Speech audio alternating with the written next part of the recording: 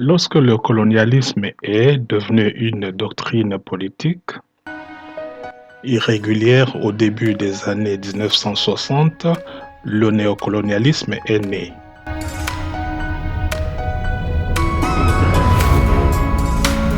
Le néocolonialisme décrit les conditions dans lesquelles les anciennes colonies ont continué à aider les intérêts économiques,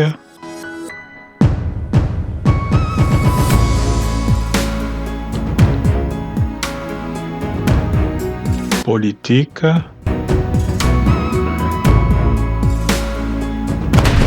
et militaires et autres intérêts des pays occidentaux.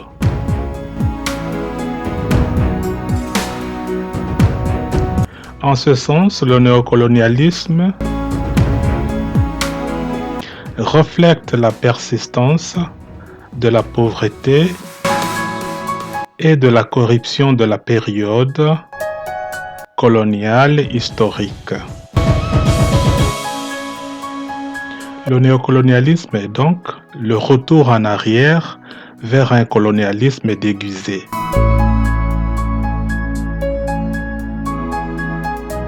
L'actuel appauvrissement des populations et la présente corruption des dirigeants sont une stratégie coloniale chaotique établie de longue date. Le néocolonialisme explique pourquoi l'Afrique est restée la propriété des gouvernements occidentaux malgré la fin de la colonisation. C'est pourquoi l'Afrique est riche, mais ses populations sont pauvres.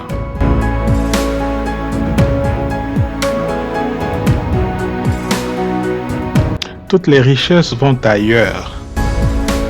C'est ça la pratique néocoloniale.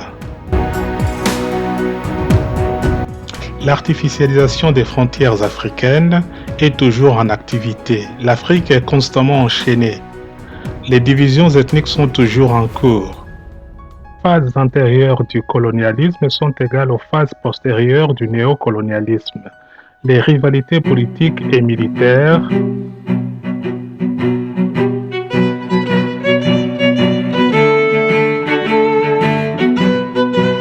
et la violence ethnique qui sont héritées du colonialisme sont réinventées pendant le néocolonialisme afin que les pays occidentaux puissent faire face aux pénuries économiques. Pour protéger les pratiques néocoloniales, les États-Unis concèdent le leadership militaire régional à un pays qui doit servir les intérêts occidentaux au détriment des pays de la région. Les pays fortifiés sont des États satellites. L'État satellite exerce un semblant d'autorité sur les pays de la région, mais ce sont les États impériaux occidentaux qui augmentent réellement leur influence à travers les pays choisis. Les États satellites peuvent ainsi recevoir l'aide militaire pour mieux protéger les intérêts occidentaux.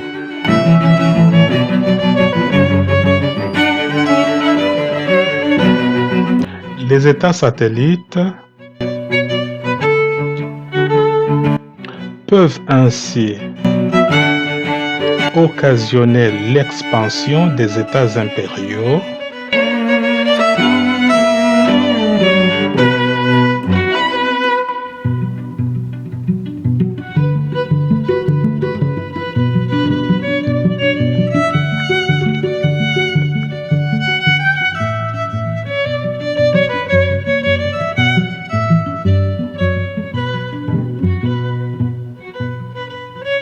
et ainsi recevoir l'aide militaire pour mieux protéger les intérêts étrangers. Il faut créer la sympathie de l'Occident pour mieux protéger les intérêts occidentaux. Il faut aussi consolider le comportement de dépendance et le complexe d'infériorité sur les États faibles, même au prix du sang.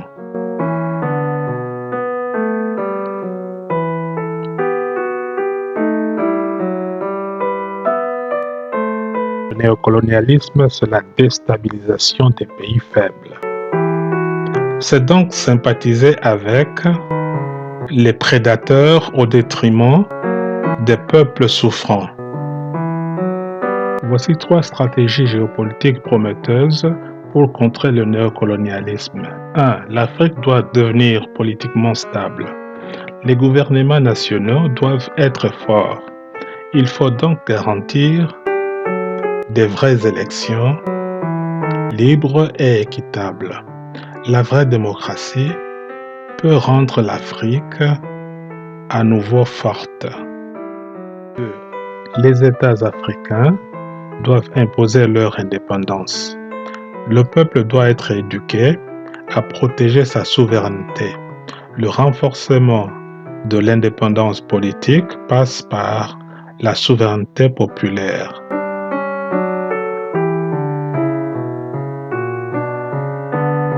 Trois, les États africains doivent être en mesure de rétrograder les modèles néocolonialistes et parvenir à consolider l'indépendance économique.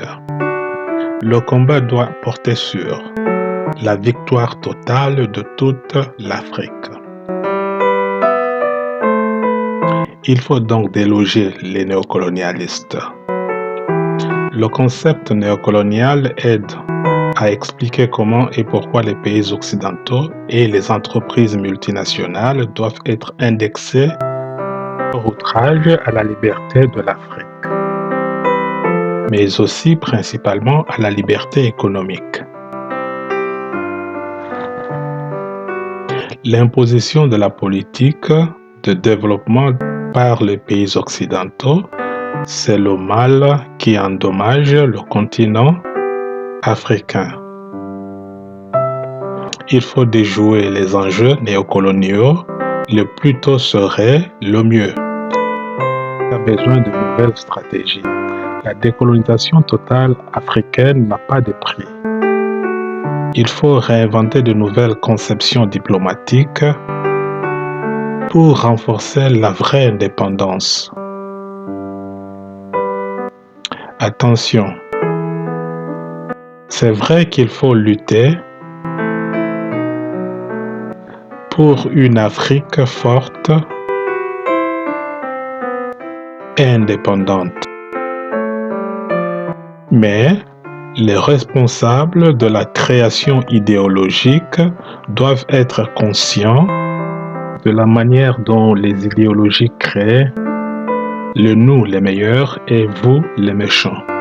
L'idéal, c'est de construire une forte vision de nous-mêmes en tant qu'Africains sans chercher à exclure ou faire taire la présence des autres.